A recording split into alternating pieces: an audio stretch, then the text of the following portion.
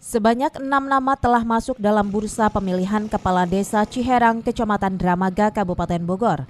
6 nama tersebut semuanya telah melakukan pendaftaran kepada pihak panitia pemilihan Kepala Desa Ciherang beberapa waktu lalu. Pada tahapan berikutnya, pihak panitia pemilihan Kepala Desa Ciherang akan melakukan verifikasi validasi administrasi berkas para bakal calon kepala desa yang akan dilakukan pada 19 Oktober hingga 7 November mendatang.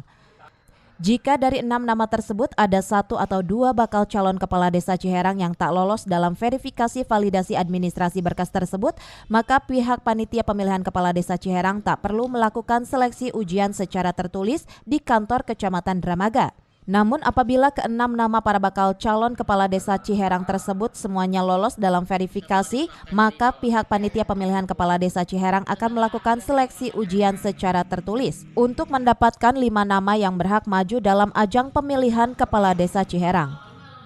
Bahwa tahapan pendaftaran sudah selesai karena kuota yang dibutuhkan sudah lebih dari 1 bakal calon yang telah mendaftarkan, yaitu di desa Ciherang sendiri yang sudah mendaftarkan dan mengambil berkas pembelian dan menyerahkan administrasi itu sebanyak 6 bakal calon. Tahapannya berikutnya itu tahapan verifikasi validasi administrasi berkas calon, yaitu tanggal 19 Oktober sampai dengan 7 November.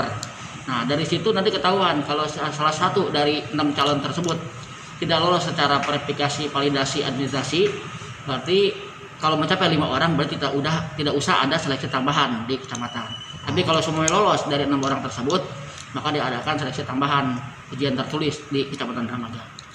Rencananya pemilihan kepala desa serentak di Kabupaten Bogor ini akan digelar pada 20 Desember 2020 mendatang dengan diikuti oleh 88 desa di 34 kecamatan se-Kabupaten Bogor. Dari Dramaga, Kabupaten Bogor, Mandi Jajar melaporkan.